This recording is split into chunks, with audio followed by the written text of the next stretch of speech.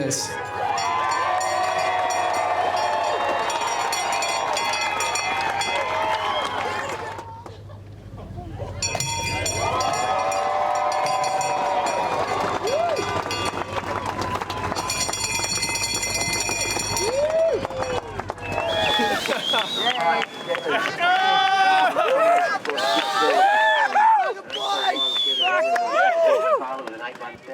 Salve, galera! Começa agora mais um episódio da série Surf TV no Circuito Mundial e temos polêmica. Ela está de volta, a etapa de Bells Beach, vencida pelos australianos Tyler Wright, segunda vitória dela consecutiva lá em Bells, e Ethan Ewing, que venceu também a etapa entre os homens. E o grande assunto do dia, a semifinal entre o Ethan e o Filipinho. Eu vou colocar nossos convidados aqui na tela. Eduardo Chalita, surfista e jornalista, conhece muito do circuito mundial, muito do esporte, pega muito também. E Pedro Robalinho, coach brasileiro, que também é um excelente surfista, treina grandes nomes do surf mundial e que atualmente vive lá em Maui. Tudo bem com vocês?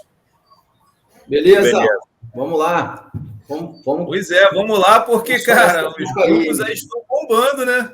Só falam na semifinal entre o Ethan e o Filipinho. Charlita, o que só você viu nessa bateria? A bateria entre o... Já quer começar essa bateria entre o Ethan e o Filipinho? Vamos direto, pancadaria, é o assunto do dia. Cara, essa bateria é o seguinte, o que eu vi, acho que foi a mesma coisa que o Robalinho viu. Eu vi que o Ethan realmente ele fez um surf bem para frente, com muitas puxadas, muitas rabetadas e tail slides e tal. Fez um surf conectando a manobra uma com a outra. Eu achei que ele teve uma harmonia, né, na onda, com velocidade também. Mas é aquela coisa que eu e outras pessoas também batem nessa tecla. Eu acho que fica um pouco... O risco, ele arrisca um pouco menos, né? E a gente tem que falar sobre isso. O que os juízes querem ver? Eles querem ver risco, dificuldade, grau de dificuldade, ou eles querem ver fluidez e power, né? Para começar o debate aí, eu vou falar minha opinião. Eu gosto muito de ver flow e power, tá? Eu gosto muito de ver isso. Mas eu acho que no surf, hoje em dia, importa muito o grau de dificuldade das manobras e o risco que o atleta corre em cada manobra que ele vai fazer, que ele pode perder a onda, pode arriscar na primeira manobra ou na última e perder o score dele, né? Então, para mim, está entre essas duas coisas. Se você conseguir manter o risco e grau de dificuldade com power também e com velocidade, aí você chega no nível mais ou menos do Felipe Toledo e, para mim, né, cara, o Filipinho é o que faz o melhor surf nesse tipo de onda. Mas eu acredito que na bateria ele pode perder, ele não é invencível. De repente, eu acho que ele perdeu mesmo essa bateria contra o Ethan Ewing. Mas ele tem razão das reclamações dele, ele tem... A reclamação dele tem base, tá? Eu acho que ele está embasado, sim, e eu acho que tem que ser mais definido isso. Eu estou esperando para ver o que o Robalinho vai falar. Cara, vamos lá. Super polêmica, né? Acordei aqui um pouquinho mais cedo, aqui, 5h30 da manhã, para dar aquela olhada mais fria também, antes da gente bater o nosso papo aqui. Acho que é uma responsabilidade grande também comentar sobre a carreira dos outros, sobre os resultados dos outros atletas, né? Eu, como coach, não sou só um comentarista, né? Eu trabalho ainda no meio e estou ali. Acho que a gente tem que ter muito respeito, né, na hora de comentar. Agora, eu me dediquei bastante a assistir esse campeonato. Vou lembrar todo mundo que assistir de casa é muito diferente, né? As câmeras da WSL fazem as ondas ficarem mais parecidas. Quem está em casa está assistindo e vê os replays. Então, assim, o que acontece? A gente tende a trazer a nossa avaliação para as melhores manobras. Aí, né, emendando com o que o Chalita falou, eu vi que nessa bateria especificamente, tá? Depois pode falar um pouquinho mais sobre outras situações do campeonato, mas nessa bateria especificamente o Felipe foi mais radical, de uma maneira geral. Se você pega o 7,17 dele e compara com 7,5, logo o primeiro exchange ali, né, você vai observar isso, que ele teve 2 manobras acima do lip, com rotação, finalizou muito forte. Então, assim, o risco que o Felipe assume no seu surf é superior ao risco que o Ethan assume. Eu, já um pouco diferente do que o Charita falou em relação a ele preferiu o flow e o power, eu já prefiro, no critério, basear o surf mais na questão do risco. Então, acho que o surfista que assumir mais risco deveria ser mais retribuído, ganhar notas melhores. Claro que se ele assume risco, mas ele não tem speed, power, flow, né, a velocidade, pressão, fluidez, se ele não tem isso, não adianta também. Então, assim, é um balanço legal. E o Felipe tem tudo. Então, o Felipe, ele consegue juntar todos esses quesitos, todas essas qualidades ao mesmo tempo. Mas o que a gente vê nos últimos anos no julgamento é que cada vez mais, a gente até fez brincadeiras aqui anteriormente em outros programas falando, os campeonatos são campeonatos de escolha de onda. Então, se você for perceber, todas as baterias, desde lá do Chianca com o Matt McGillivray, todas as baterias foram determinadas por quem pegou as melhores ondas mais fortes, ondas mais power, as ondas da série, as ondas que tinham seções mais em pé, seções mais fáceis até de manobrar, inclusive, né? Porque uma onda com mais espaço, e com a parede mais verde, vamos dizer assim, com a parede limpa, com a parede clean, você tem mais condições de fazer suas manobras e chamar a atenção, né? Aí a gente pode até fazer um paralelo ali com a bateria também, que foi outra polêmica, o John com o Michael Rodrigues, né? Então, assim, ali para mim foi a mesma coisa, o John acabou pegando ondas maiores, conseguiu um flow, um power maior, em termos de risco também um pouco mais, achei que ele surfou melhor na borda e acabou que saiu vitorioso. Aí a gente pode falar, os scores foram justos, por exemplo, voltando a do Filipinho, para não ficar aqui muito indo para outras baterias e voltando, mas focando na do Filipinho com o Ethan, eu acho que realmente o 8,43 ficou muito alto, não tinha a menor necessidade daquela nota sair 8,43, e isso sim pode demonstrar a tendência dos juízes a quererem realmente dar a vitória para o Ethan naquela situação. Aí vem ali, quem era o head judge naquele momento, né? Quem eram os juízes, qual inclinação existia, né? Era uma festa de 60 anos daquele campeonato, o campeonato mais tradicional da história do surf, né, do circuito mundial. Então, assim, acho que todos esses fatores, havia uma tendência clara a favor dos australianos nesse campeonato. Isso aí eu acho que apesar deles também terem surfado muito bem, mas havia uma tendência, isso aí para mim ficou claro. A mãe do Ethan venceu a etapa, né? Então tinha mais esse ingrediente ali para deixar a história bem bonita, né? Exato. Isso aí tudo conta, cara. Então, assim, como eu sempre falo, se você está vivendo aquele ambiente ali onde o que se fala é isso, e o Ethan, vamos falar, ele estava arrebentando, surfou pra caramba, o cara arrebenta, o cara tem maior estilo, o cara tem maior pressão, ele conseguiu evoluir no quesito competitividade, hoje em dia ele é capaz de esperar as melhores ondas e vir nessas ondas, realizar seu surf da maneira que ele sabe que é bem julgado. Então eu acho que tem que dar os parabéns para o Ethan, porque ele jogou o jogo e surfou muito, apesar do Felipe ter tecnicamente até ter superado ele, mas no jogo o Ethan foi melhor e conseguiu pegar as melhores ondas, executar as manobras com muito power, muita fluidez, jogando água, uma boa variedade também, apesar dele não ter usado aéreos, mas se você for ver a combinação de surf na borda com rabetada que ele teve, manobras chutando, desgarrando, enfim, manobras que normalmente são valorizadas sim, é uma tendência do circuito mundial, infelizmente, na minha opinião, não valorizar tanto os aéreos, tanto as manobras acima do lip, e acaba que o flow e o power estão sendo mais valorizados, e principalmente a escolha de onda. Bom, então para você o 8,43 foi alto, mas no geral ele venceu, é isso? No geral ele venceu, a bateria ele venceu, e o campeonato como um todo mesmo também, entendeu? A gente pegar bateria por bateria, ele deu show de surf contra o Medina também, ele foi um giant killer, né? Ele foi matando um por um. O Medina também tentou uns aéreos gigantes, se ele volta, possivelmente aéreo gigante, possivelmente ainda ganha high score, ainda ganha 8,5, 9, pode até ganhar mais, mas ele não conseguiu completar, né? O mar estava muito ruim, vale a pena chamar a atenção para isso aí também. Quando estava grande, estava maral ruim, quando estava menor, estava slow, devagar, onda fraca, cheia. Para um cara de backside surfar bem, até estou impressionado com o Ryan Callanan ter conseguido chegar até a final. Ele precisou, você vê que de frontside, dá para você chegar na final, dá para você chegar lá na frente sem os aéreos, mas de backside só na base da cavada e batida não ia dar não, ele teve que usar um aéreo bem significativo, e foi até contra o John, né? Bateria contra o John deu um aéreo alucinante, eu vibrei muito, eu sou muito fã do Ryan, é mais um sobrevivente do corte, né, cara, assim como o Chianca, que hoje em dia é o camiseta amarela, não vamos deixar de falar isso, que ele é muito importante para a carreira do João, tá de parabéns aí, depois da 4ª etapa, conseguir estar no número 1 do ranking, é uma coisa espetacular também.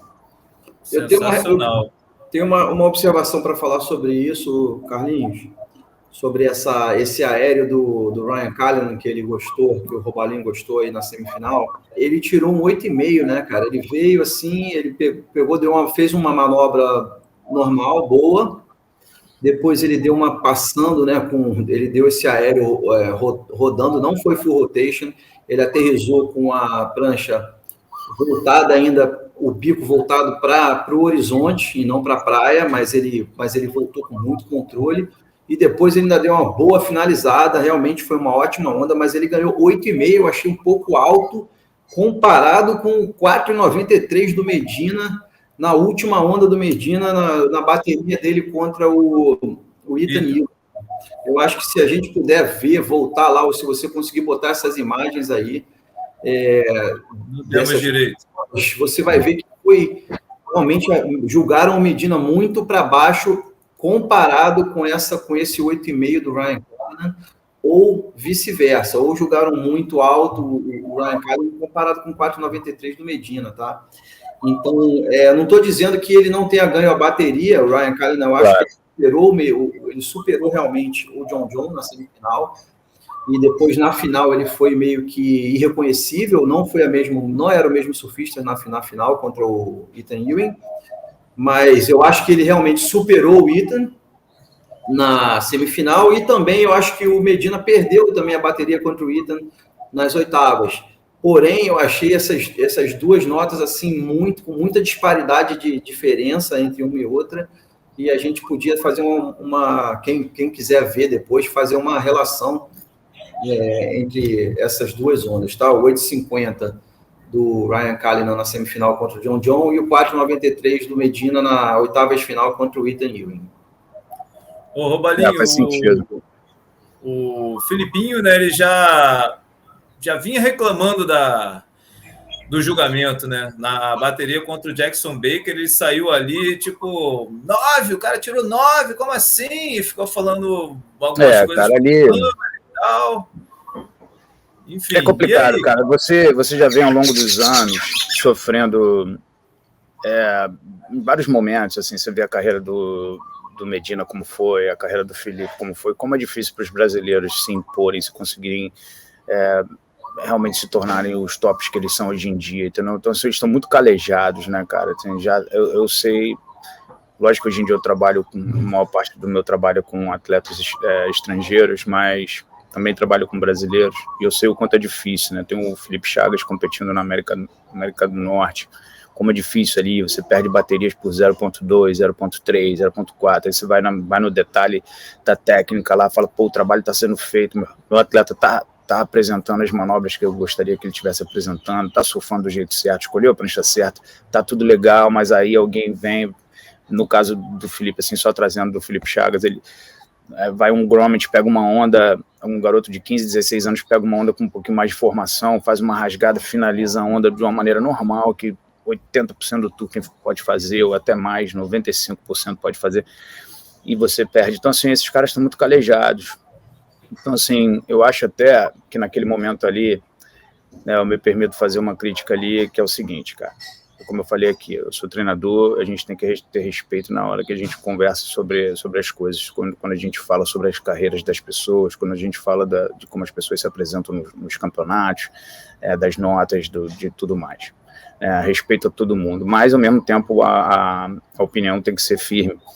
E o que eu vejo ali, achei que o Felipe, ele saiu e perguntou para alguém que estava ali com ele, ali, provavelmente torcendo por ele, os brasileiros, e falou, e aí, o que o cara fez na junção, 9? Pô, ou seja, ele nem viu o 9, e já por estar calejado, por já saber que isso acontece mesmo, por já se sentir oprimido pelo julgamento de anos e anos e anos, às vezes o cara já chega assim, até de certa forma desmerecendo. Depois foi legal ouvir os dois conversando ali, ele e o Jackson Baker, acho importante isso, tem que haver esse respeito.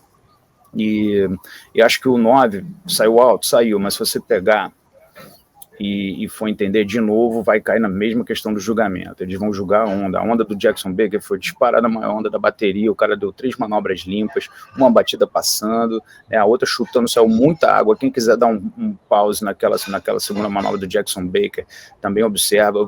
Eu acho que os brasileiros fazem muita chacota do Jackson Baker, o cara é um grandíssimo surfista, surfa com uma velocidade boa, surfa com altíssimo power, ele é muito clean, ele é famoso por ter o timing dele, o tempo dele de manobra é muito preciso, você vê que ele não agarra, e na junção, a junção veio fechando, ele entrou atrasado, com o corpo invertido, assim, a rabeta passou, jogou muita água de novo, assim, foi disparada a melhor onda da bateria, e isso aí você...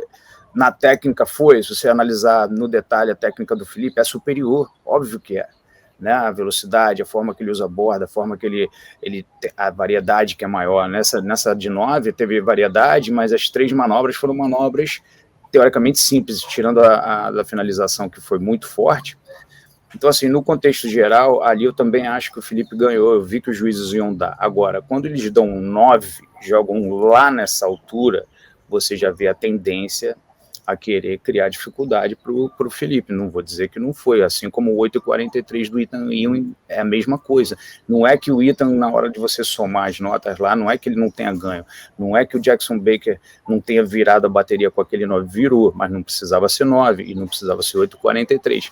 Então, assim, eu entendo também o Felipe ficar indignado. 9, o que esse cara fez para ganhar 9? Se eu só estou ganhando 7, quebrando, sou campeão mundial, minha prancha está voando, eu estou arrebentando, estou fazendo um monte de coisa boa na onda aqui, e se eu estou ganhando 7, por que esse cara ganhou 9? Então ele fica, na hora da emoção ali, ele acabou soltando essa, mas acredito que o julgamento, de uma maneira geral, assim, foi justo quando a gente pega o final da bateria, mas no andamento da bateria, quando você sente essa tendência, quem surfa contra essa tendência já fica com um peso muito maior, já fica com uma mochila cheia de pedras na remada, e quando fica em pé na prancha, o cara tem que ser muito bom. E nesse sentido, vamos dar os parabéns ao Felipe também por ter virado baterias no final, por ter conseguido ter a frieza e ser o competidor que ele se tornou, que hoje em dia o Felipe não é só aquele grande surfista que impressiona todo mundo pela sua velocidade, pela variedade de manobras, mas ele também, hoje em dia, é um cara maduro,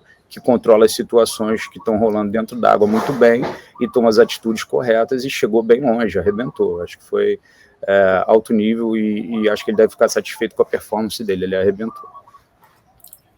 Chalita, o Robalinho já falou, né? O Filipinho, cara, ele conseguiu 3 viradas no minuto final. Foi no round 3, depois nas oitavas, depois nas quartas. Impressionante, né?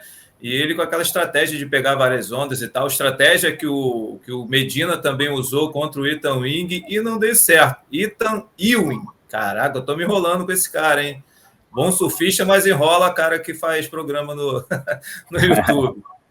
Mas o Ethan, cara, ele usou da estratégia de esperar as séries, assim ele venceu o Medina, assim ele venceu o Felipe, e na final, com o mar já com ondas mexidas, menos ondas piores também, com pior formação, ele começou a pegar onda direto e Ryan fez o que ele fez, que o Ethan fez antes. Começou a esperar e quando ele viu que não estava dando certo, também tentou entrar no jogo, mas já estava meio tarde, né? Foram mudanças de estratégia ali de acordo com as condições do mar, né? Sim, essa estratégia muitas vezes dá certo. Eu gosto desse tipo de estratégia, já chegar pegando onda, né? Já eles chamam de building, né? His wave score, né? Você tá botando acrescentando notas, né? na sua planilha, e eu acho que isso já vai deixando o adversário um pouco, né, balançado, mesmo que o cara tenha um sangue frio, tipo o Medina, assim, né?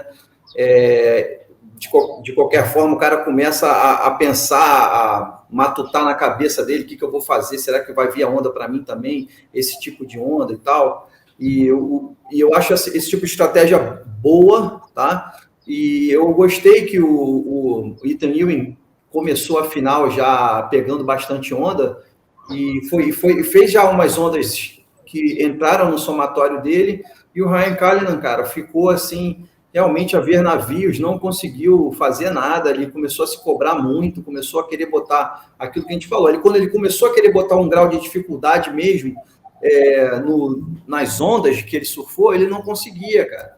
E as ondas que ele também escolheu, umas ondas que não estavam vindo aquelas séries que ele estava esperando. Tanto é que a primeira onda dele foi horrível, que ele usou a prioridade, pegou uma onda que fechou. E então eu acho que funcionou para o Ethan Ewing, sim, essa estratégia. E o Ryan Callinan ficou apagadíssimo na final, no finalzinho da bateria, que ele começou a soltar, a pegar umas ondinhas para não fazer feio, né? Foi aquele, né? Fez aquele golzinho no final para não perder de 0, entendeu? Mas o Ewing foi muito superior. É uma agulhada na gente, hein, eu percebi ali, mas vamos passar direto aí. Vamos continuar no surf. Se liga aí. Eu não vou falar nada do Flamengo, Fluminense, que eu não sou nem Flamengo nem Fluminense, mas eu poderia falar.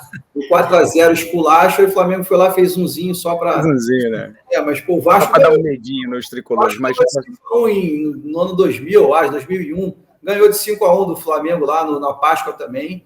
Né? Foi chocolate para todo mundo, foi maneiro, foi mais esculacho que esse aí do Tá bom, deixa eu te cortar e vamos falar aqui, ó. Vamos lá, Filipinho, ano passado... Vocês começaram com esse assunto aí. Né? A gente não quer nada com isso aí, não, a gente quer falar de surf, vamos lá. Apesar, né? Mas tudo bem, vamos lá.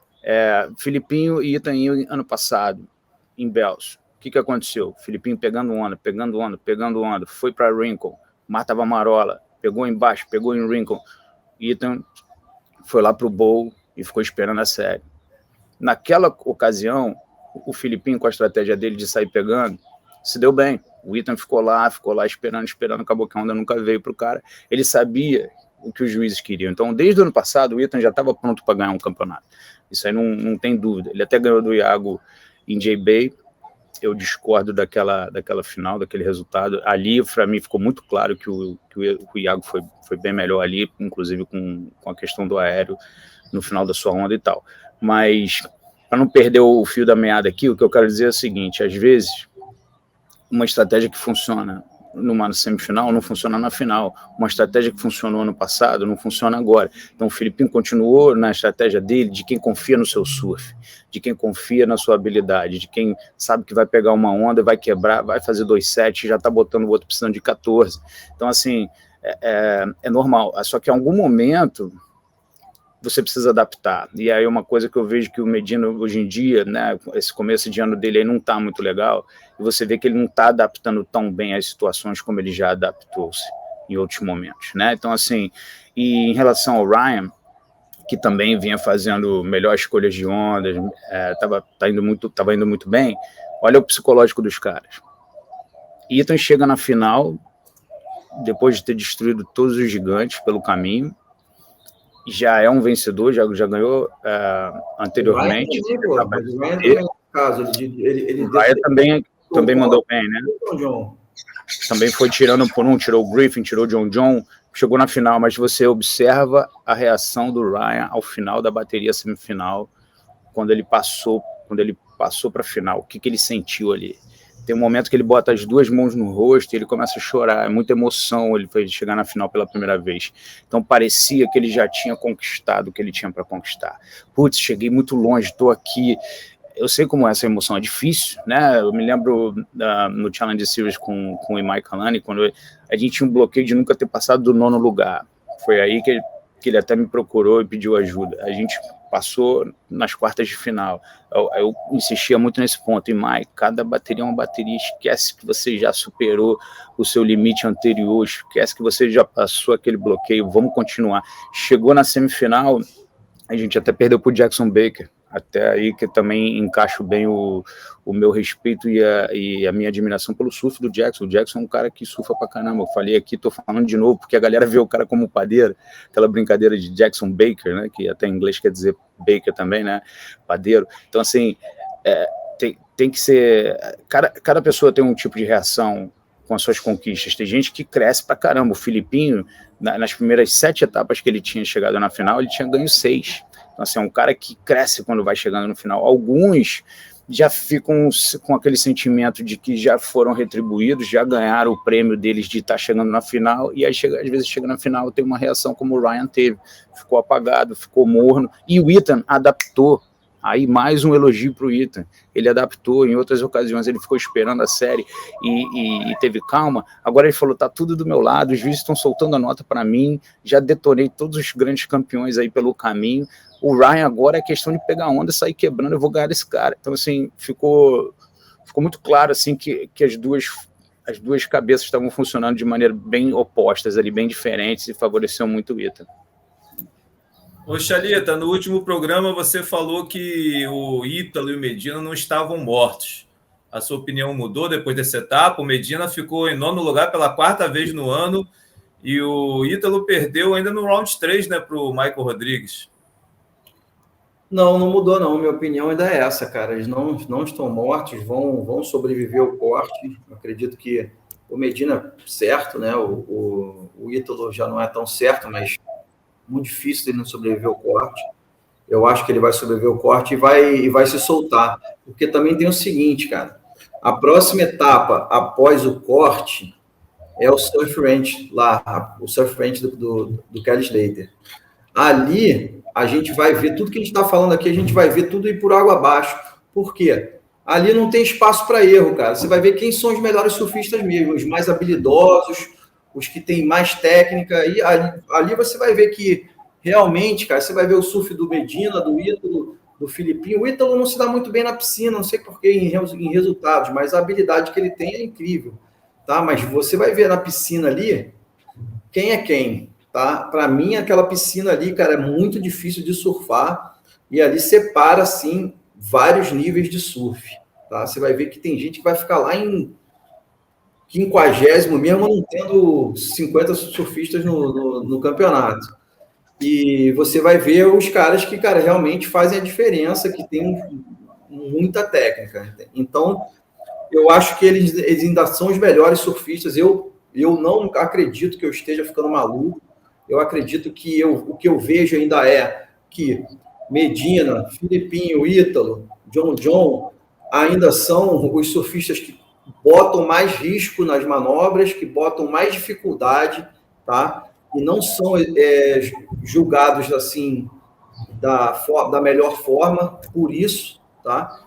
Mas eu não estou dizendo que eu não gosto, eu vou repetir também que eu adoro surf com muita rasgada, com muita velocidade, com link entre rasgadas, como é o Cola Pinto, como é o Ethan Ewing, tá? Mas eu ainda acredito que os melhores surfistas ainda sejam, que botam mais risco, sejam esses que eu acabei de citar. Tanto é que o Michael Rodrigues, cara, que está surfando muito, eu acho que ele peca, às vezes ele perde porque ele quer muito extrapolar os limites, porque eu acho que o nível dele de surf, o que ele enxerga, é essa escola brasileira dos brasileiros, entendeu? Então, eu acho que o Michael Rodrigues ele nunca quer passar a bateria alisando, e eu acho que isso faz com que, às vezes, ele tenta extrapolar, não encaixa, não acerta, às vezes, né? Fica nervoso e tal, e acaba perdendo. Mas, no caso, até o Michael Rodrigues, cara, é um cara que realmente está nesse nível também de dificuldade, de você ver os aéreos deles, cara. Pô, são diferentes, me desculpa. Não, muito bom, desde pequeno. Boa. Uma fera mesmo. Até eu queria chamar a atenção para esse 8 do John contra ele, que também puxou a bateria para um lado, né, deu uma complicada para o Michael ali. De novo, eu acho que você botando as duas ondas de cada um, eu continuo achando que o John ganhou, né, principalmente, de novo, aquela história toda do critérios, onda maior, manobra grande, mas eu achei que o John estava com mais drive, melhor na borda do que o próprio Michael Rodrigues. O Michael atacando bastante, mas no link das manobras, com dificuldade de ter uma borda tão boa. Então você vê que a referência hoje em dia é a manobra na borda do Filipinho, que é o campeão mundial, é a manobra na borda do Ethan, é a manobra na borda do John, e vem o Michael e surfa um pouco mais de fundo, um pouco mais ele buscando sempre velocidade. Isso que é legal no surf do Michael Rodrigues, ele busca velocidade a todo momento, né? Isso aí é bastante impressionante, como você falou, ele busca o risco também, mas acho que ele tem que, se eu fosse botar uma questão aqui para ele trabalhar, para realmente chegar no nível superior, tanto ele quanto o Ítalo e até o Medina, é melhorar o surf na borda, porque hoje em dia é o que está sendo mais valorizado, é o que está sendo, se você pegar uma onda boa e fizer um ótimo surf na borda, você vai ganhar 9, e para você ganhar 9 dando aéreo, você vai ter que assumir um risco gigantesco, só se tiver altas ondas disponíveis. Se não tiver, vai acontecer o que aconteceu com o Medina. Ele foi lá, tentou, só teve uma chance de tentar uma manobra gigante mesmo, não completou, o que é uma coisa que antigamente ele completava, né? Desde o ano que ele foi campeão em 2014, ele precisando de 9, ele ia lá e fazia.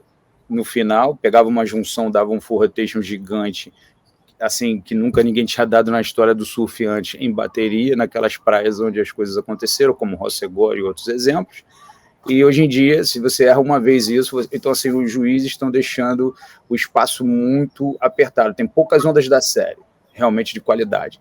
Aí você vai arriscar dar o seu grande aéreo nessas ondas, porque se você não der nessas ondas, você vê o Filipinho, ele deu vários aéreos, várias rabetadas com rotação, um monte de coisa incrível, como a onda era um pouco menor, não passava do 7.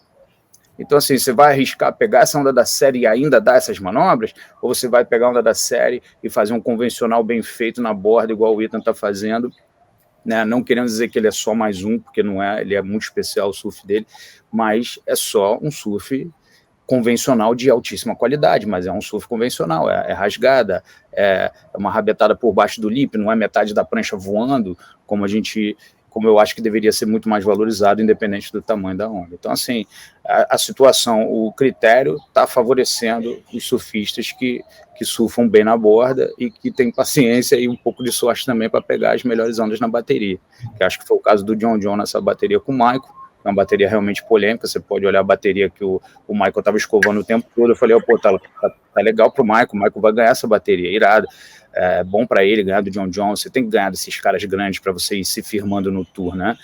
E aí a gente vê no finalzinho, o John pega 2 ondas rápidas ali e consegue a virada, acho que ficou um pouco alto, mas de novo, acredito que o John ganhou, por conta dessa leitura do critério, como ele é aplicado hoje em dia pelos juízes. Robalinho, eu já tinha pensado numa pergunta para você, vamos continuar contigo, que é sobre o João Chianca, que é o atual líder, que você já falou aqui nesse programa, né? Ele vai com a camiseta amarela de líder lá para a etapa de Margarete. No penúltimo dia da competição, terceiro dia de ação lá de Bells Beach, só rolou a bateria dele com o sul-africano Matthew, a primeira das oitavas de final, né? Muita gente falou, pô, prejudicaram o brasileiro, botaram nesse mar horrível para depois parar a competição. Enfim, o Matthew, ele tá precisando de resultado também para fugir do corte, e o João estava querendo ganhar mais gordura ali na liderança, né? Como é que você, como treinador que acompanha a galera nas competições, viu essa situação? Foi um erro, assim, cara, bizarro, que prejudicou um ou outro atleta, ou não, cara? Cada um entrou no campo ali que era igual para os dois e venceu o que foi melhor naquela situação. Essa é uma pergunta boa, cara, que a gente participa de vários grupos, galera que gosta de surf, aí de vez em quando eu olho o meu WhatsApp, tá ali, galera me perguntando, pô, o que tu achou disso, o que tu achou daquilo? O que eu vejo ali é o seguinte, cara, o grande favorecido numa condição inferior seria o João. Acho que o João é melhor em onda pequena mexida do que o Matt McGillivray. O Matt McGillivray é que precisa de ondas mais sólidas para competir. Ele é que precisa, ele é que se destaca quando o mar sobe, ele é que se destaca quando tem, por exemplo, um Margaret River lá, um Sunset, são os melhores resultados dele que seguram esse cara no tour, né? No final ele conseguiu de novo achar uma onda maior, fez algumas manobras boas, não excelentes. Se você for pegar a nota dele, que foi a melhor nota da bateria, não me lembro agora o número exatamente, mas foi uma manobra que a onda foi armando, ele foi dando no lip, ele foi manobrando, ele foi encaixando, ele parece ser um pouquinho duro sobre a prancha, não tem a mobilidade do João. O João é muito melhor que ele em ondas menores. Então, assim, é uma infelicidade quando você bota um round na água e percebe logo na primeira bateria que as coisas não estão legais. Então, imagina você sendo o diretor de prova tendo que fazer o call com aquele forecast ali, com aquela previsão de ondas bem difícil, mar grande,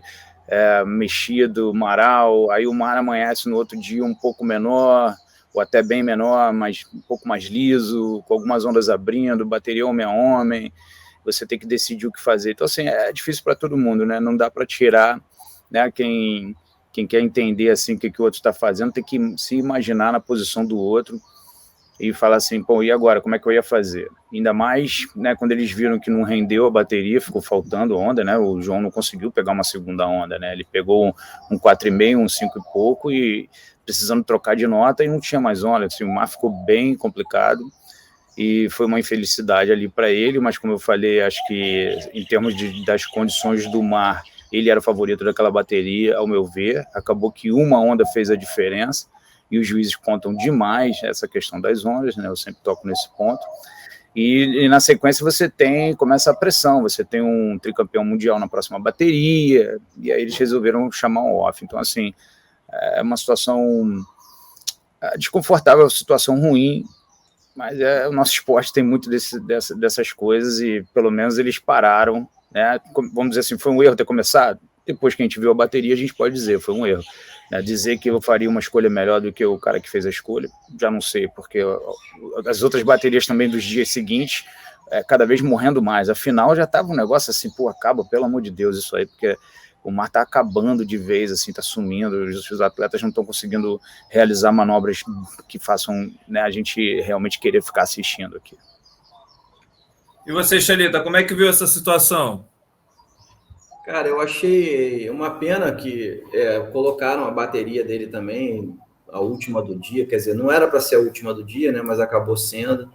Eu achei maneiro botar aquele clash, né, entre o Tom Curren e o Oki. Pô, achei muito maneiro isso, gostei de ver os dois surfando, tá? Tanto o Oki quanto o Curren.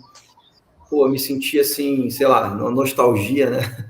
Mas eu acho que poderia ter acabado o dia com essa bateria. Na verdade, podia ter rolado mais dessa bateria, cara. Achei uma pena ela ter acabado. Podia ter acabado o dia com essa bateria e deixado para depois, assim. Mas eu acho que, como o Robalinho falou também, a questão da dificuldade da condição do mar é pior para o Matt McGillivray, com certeza, porque o Chumbinho é superior a ele nesse tipo... em qualquer tipo, para mim, na verdade, cara, de condição. Eu achei uma pena mesmo. Eu fiquei muito chateado, cara, que o Chumbinho perdeu nessa bateria, porque ele ia se distanciar. A gente já sabia que ele ia ganhar a camiseta amarela? Sim, já sabíamos. Ele ia ser o líder do ranking. Mas aí ele podia se distanciar um pouquinho mais, cara. Talvez ele embalasse e fosse com tudo para a final e tal, né? Então eu fiquei um pouco chateado que o Chumbinho perdeu nessa bateria. Eu não achei que o Matt McGillivray surfou nada para passar, tanto é que na outra bateria ele perdeu também, ele não teria condições, eu acho, de ganhar as quartas de finais. Então eu fiquei chateado com essa história. Fiquei chateado também que o Iago não passou para frente, que eu estava torcendo muito para o Iago, o cara está surfando muito também. É uma pena que o Iago ainda não tenha rompido aquela barreira também, né, cara, que ele precisa romper para chegar nas finais e ganhar uma etapa. Estou torcendo muito para o Iago também. E, cara, tem uma outra coisa também que a gente tem que falar, que é sobre o Jack Robinson, né? O Jack Robinson perdeu nesse campeonato no round 32, o que não acontecia desde Portugal do ano passado. Então, já tinha... A última vez que ele perdeu no round 32 foi mais de um ano atrás, né? Então, eu achei, quer dizer, eu fiquei chateado, porque eu quero ver o Jack Robinson surfando também, mas ao mesmo tempo a gente ficou feliz porque sabia que era uma chance do brasileiro, do João Chianca ou do Filipinho, passar ele no ranking, e foi o que aconteceu. Mas a gente tem que falar sobre isso, sobre o Jack Robinson, e com certeza ele já volta como favorito em Margaret River. Para mim, chegou Margaret River, favoritos. Para mim, tá lá Jack Robinson e mais um ou dois, tá? John, e vamos lá, sei lá. Chance grande, né, de poder voltar a liderar, quer dizer, eu acho que o Chianca vai crescer muito também, Margaret River, não sei. Eu acho que vai ser muito maneiro essa disputa entre o João Chianca, o Chumbinho e o Jack Robinson. E a gente podia falar sobre o Kelly também, né? O que você acha? Vamos lá. Acho que é importante falar do Kelly, né? Nosso grande ídolo aí de tantos anos, e hoje em dia a gente está vendo aí uma decadência bem clássica, assim, bem visível, né, nas suas performances. né, sempre confuso, cada bateria com uma prancha diferente, assim, ele sempre foi um cara de experimentar muitas pranchas em bateria, principalmente no round 1, né, de fazer isso ao longo da carreira dele, mas hoje em dia parece mais que ele está mais para perdido do que para experimentando coisas diferentes para trazer modelos para o público, assim, acho que é mais uma questão de já bateu aquele desespero ali, já bateu aquela sensação de, putz, acho que não vai dar. Ele revelou na entrevista, na pós-bateria, né, que ele vem lutando com um certo tipo de contusão que é no Pessoas, né, no Pessoas que fala que ele flexor de quadril. Ele torceu esse músculo e está tendo certa dificuldade quanto a isso. Já foi em Bells, eu acho, se não me engano, foi em Bells no ano passado que ele se machucou. E, cara, mas eu acho que tem outras coisas também, vamos supor, acho que ele podia estar com uma prancha um pouquinho maior na bateria contra o Kanoe Igarashi, tá? Eu acho que é visível que, por mais que o Kelly esteja super saudável e forte para a idade dele, eu acho que é visível que ele não joga tanta água quanto a molecada joga, tá? Porque eu não sei se é o tônus muscular dos moleques que fazem jogar mais água, mas o Kelly está fazendo as mesmas rasgadas que ele dava, as mesmas puxadas, sai água, é lindo, maneiro de ver, mas, cara, você vê que quando compara com a molecada, o moleque joga água mais longe, entendeu? Então, estou começando a ver realmente a diferença mesmo da idade ali, cara. Estou começando agora só a ver a diferença entre o surf do Kelly e o surf dos surfistas mais jovens, né? E, cara, eu acho que... Tem a ver com o equipamento também, hein, Xalita? Dá uma analisada nisso. Se você for ver, ele é o único cara usando, a Berilu está usando esse equipamento, eu vejo ela em breve mudando esse equipamento, acho que isso vai acontecer. Tem também, o Passarinho me contou aí, tem um pouquinho de informação das internas aí também, mas esse equipamento, ele deixa a desejar, cara. Ele é bom em determinadas condições do mar, né? De repente, quando o mar está um pouco mais cheio, de repente, quando você tem, em algumas sessões de junção, assim, o equipamento ele sobressai, aquele epóxi do Slater Designs, mas, cara, não tem comparação com a Sharpaz, com a própria Paisel, com a Mayhem, não tem comparação. Se o Kelly estivesse surfando hoje em dia, também, cara. Ele poderia estar surfando melhor do que está também. Pode ser que isso...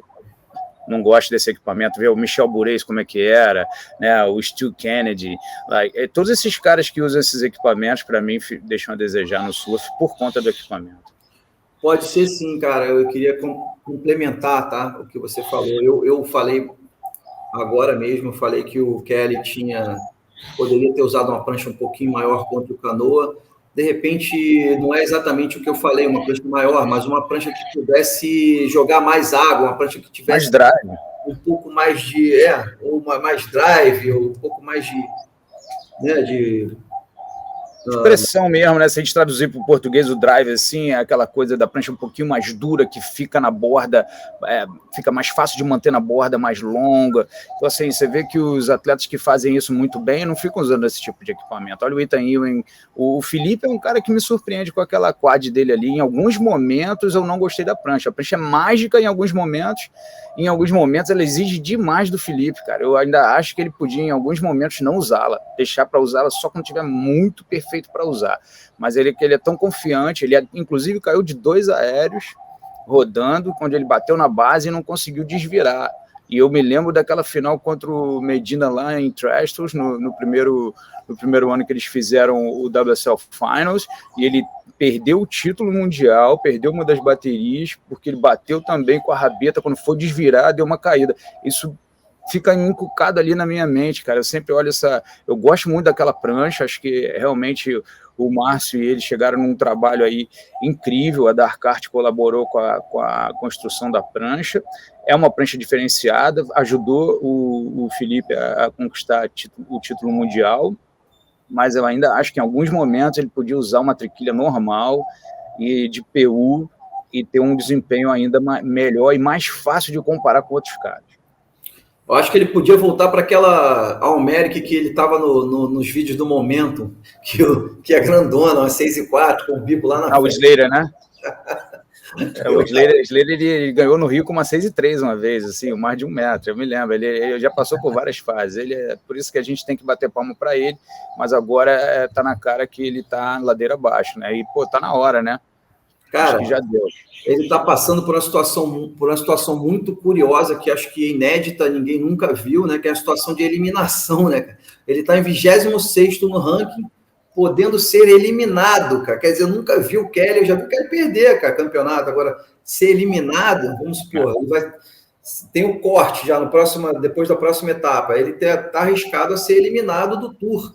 Em vez dele ter abandonado o Tour ou de outra coisa assim, ele vai ser eliminado. Isso é muito peculiar, né, cara? Então, eu acho que o Kelly deve estar, assim, ele falou que ele não está gostando dessa situação, tá? Ele falou, it sucks, falou para a menina, assim, para Rose Rock.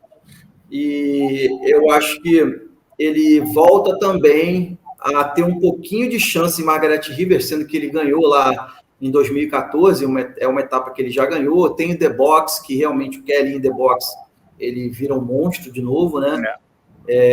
Então, ele pode ser que ele se dê um The Box, ele pode se dar bem também, pode ser que ele ganhe também, se dê bem até no main break. Então, eu acho que o Kelly vai agora no tudo ou nada, está em 26º no ranking, tem que ir para o tudo ou nada agora em Margaret River, para não abandonar o surf competição nessa situação de eliminação. E eu também não sei como é que vai ser, que a próxima etapa já é na piscina dele, lá no Surf Ranch.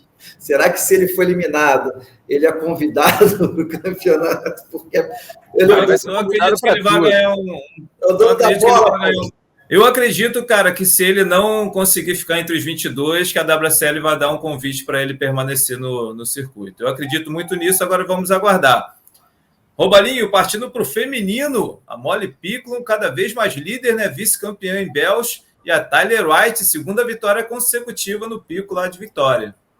Exatamente, cara, vou bater palma aqui para Tyler Wright, cara, que surf que ela apresentou, que capacidade competitiva, acho que foi a vitória mais maiúscula que eu já vi da Tyler, cara. Eu já vi a Tyler muitas vezes ter um layback que ela faz no meio da parede que eu não gosto, ela não usou essa manobra com frequência nesse campeonato, ela não foi acho que ela sempre era overscore, assim, sempre ganhava nota demais nessas manobras, mas a quantidade de vezes que ela veio de uma rasgada na borda e já subiu direto para uma rabetada expressiva mesmo, ganhando na casa dos 8 ali, ela fez esse tipo de combinação de manobras algumas vezes durante o campeonato, e dominou as ações, dominou as disputas, competiu com perfeição, pegou várias ondas sem a prioridade, onde ela somou pontos importantes, né? Inclusive na final, o 8 dela foi voltando da primeira onda, ela chegou perto da Molly, a Molly titubeou, vou, não vou, ela já virou, pegou a onda e fez essa combinação de manobras que eu estou falando, vibrando muito. Acho que, né, foi a despedida do Owen, do irmão dela, então ela fez jus ali e homenageou o irmão fazendo uma performance de altíssimo nível, né? A Molly é uma menina super especial, super divertida, surfa pra caramba, aquela menina tem um astral de surf, assim, ela é uma soul surfer, assim, aquela surfista de alma, ela compartilhar uma sessão de surf com ela na água é super divertida, você vê que ela ama o que está fazendo, está arrebentando, está puxando o limite, até tentou um aéreozinho ali e tal para responder, mas de novo os juízes, não adianta você mandar uma manobra que outras meninas não estão dando, se a onda for pequena a nota não vai sair de qualquer maneira, né? Pelo menos eles estão consistentes nisso, a galera que se adapte ou que tente mudar o julgamento de alguma maneira, né? Através dos simpósios que eu sempre provoco a galera para em algum momento fazerem isso acontecer, acho que seria o ideal para todo mundo estar na mesma página ali, mas eu gostei do nível de surf dela, da Molly, acho que as duas foram as melhores do campeonato mesmo, mas a Tyler foi uma coisa especial, foi uma performance assim, demais, nota 10 para ela. E Robalinho, a Tati parou nas quartas, né? Perdeu para a Stephanie. Eu vi uma Stephanie diferente também, parecia mais motivada, com mais vontade, você viu assim também? Eu vi assim também, vi a Stephanie com surf muito afiado, mas é que tá, né? A condição do mar tava muito complicada, né, cara? Tinha muitos momentos de onda xoxa, então, assim, quem pegasse uma onda com 2 sessões boas ia chegar no high score, quem não pegasse ia ter que ficar fabricando e aí a nota não passa do 6, né? Então, assim, mas achei ela mais motivada do que ano passado, né? Lógico que quando a gente pega aquela WSL Finals, quando ela percebeu que ela tinha a chance de ganhar aquele título fazendo um dia perfeito, ela foi lá e conseguiu buscar esse dia perfeito, né? Inclusive até contra a Tati, ela fez uma manobra, uma rabetada rodando, que eu acho alucinante. Acho que as meninas tinham que buscar mais esse tipo de manobra progressiva, e por isso que eu estou elogiando a Tyler aqui também, porque ela não aliviou na junção. Todas as vezes que ela foi para a junção, ela foi para manobras muito grandes. Acho que os juízes têm que realmente valorizar quando as 3 quilhas saem, né, acima da linha do lip. Acho isso muito, muito importante de ser valorizado. E, cara, a Tati surfou muito bem também. Acho que, assim, veja a Tati, cara, tá faltando umas coisinhas pequenas no surf dela, cara. Ela realmente continua sendo uma das melhores no mundo, né? De backside, ela consegue produzir muito power, tem uma combinação de manobras muito boa também, e ainda vejo um pouco de dificuldade no time da junção, que já custou título mundial para ela em Trestles, né, na WSL Finals do ano retrasado, ano passado também, né, justamente nessa bateria com a Stephanie Gilmore, ela também teve uma manobra que não entrou direito e poderia ser uma manobra de virada. Então acho que eu focaria o trabalho com a Tati, né, quem quer que esteja trabalhando com ela no momento, Gessé com certeza, o marido está ali firme e forte do lado, agora eu não sei quem é o coach dela no momento, mas acho que o foco teria que ser em cima dessa junção, trabalhar, fazer toda a onda com o foco de finalizar melhor as suas ondas, que se ela fizer isso, o score dela vai subir meio a 1 ponto, e isso vai fazer ela passar um monte de baterias a mais. Boa, é isso aí, quero agradecer você, Pedro Robalinho, e você também, claro, o Eduardo Chalita, que Chalita fez uma trip dentro do Rio de Janeiro, na porta de casa. É o mágico aqui, cara, arpoador, nossa, explodindo, dias seguidos. Arpoador, posto 8, é a vantagem desse pedaço aqui, esse finalzinho aqui da Zona Sul, assim, Ipanema, Copacabana, é que você tem esses picos, né, walking distance, né, então isso é muito, muito bom, foi muito bom esse swell mesmo aqui. Maneiro, foi demais, eu também brinquei um pouquinho, fui lá brincar um pouquinho. Quero falar... Então, é isso que... Oi? Peraí, a gente tem que falar uma coisa aqui, cara, Samuel Pulpo tá na linha do corte ali, cara, então temos agora esse campeonato de Margaret River, tem que torcer pro Samuel não pode de jeito nenhum, cara, ser cortado, o moleque é a nossa fera, a nossa esperança, é o rookie, né? Então, eu estou torcendo muito para o Samuel arrebentar, ficar dentro do corte. O Miguel, eu já não sei como é que vai ser o lance da contusão dele, do Miguel Pulpo, mas pode ser que ele tenha, se por acaso ele possa ter um convite, né? Porque ele ficou em 6º ano passado, esse ano ele já está lá em 25º, mas também por causa dessa contusão. Então, eu queria deixar claro aqui que a gente não pode esquecer do Samuel, vamos torcer por Samuel Pulpo, porque o moleque representa muita gente, eu gosto muito do surf dele. Boa, isso aí. Bem, pô, pega muito. Tô na torcida, tem um carinho especial. Desculpa, eu tenho um carinho especial por essa família, eu gosto sempre de registrar. Wagner Pulpo, cara, você imagina, eu chegava na casa deles em Cambori com Lucinho Lima, Claudemir Lima, Adilton Mariano, Thiago de Souza, eu, às vezes a Silvana, cara, uma galera, eles abraçavam nossa causa, assim, a família é muito especial, os garotos surfam muito, né, Miguel está em evolução, quanto mais velho melhor, tá igual o vinho, quanto mais velho melhor, e o Samuel, cara, teve um ano muito especial no passado, as portas estavam muito abertas para ele estava surfando muito, para mim ele é o cara mais parecido com o Felipe Toledo que a gente tem no Tour, e que o Felipe é o nossa orientação, assim, de campeão mundial atual, e, cara, a torcida pro Samuel se levantar, porque o surf dele não caiu nada, é só questão, é o que eu te falo, às vezes as portas não abriram, viu o Chiang, ano passado as portas fecharam para ele já estava surfando pra caramba, e esse ano as coisas se abriram, encaixaram, então o que o atleta tem que ser é consistente e sempre buscar melhora, com isso ele vai chegar lá, então vamos torcer pro Samuca aí, se Deus quiser ele vai passar boas baterias aí e se classificar. Show de bola. Então é isso, galera. Fim de mais um episódio da série Surf TV no Circuito Mundial. A próxima etapa do CT, como a gente já falou, acontece em Margaret River, também na Austrália, já a partir do próximo dia 20. Dia 20 lá, início de noite do dia 19 aqui no Brasil. Valeu, Romalinho, valeu, Chalita, valeu, galera. Até a próxima. Um abraço. Um abraço.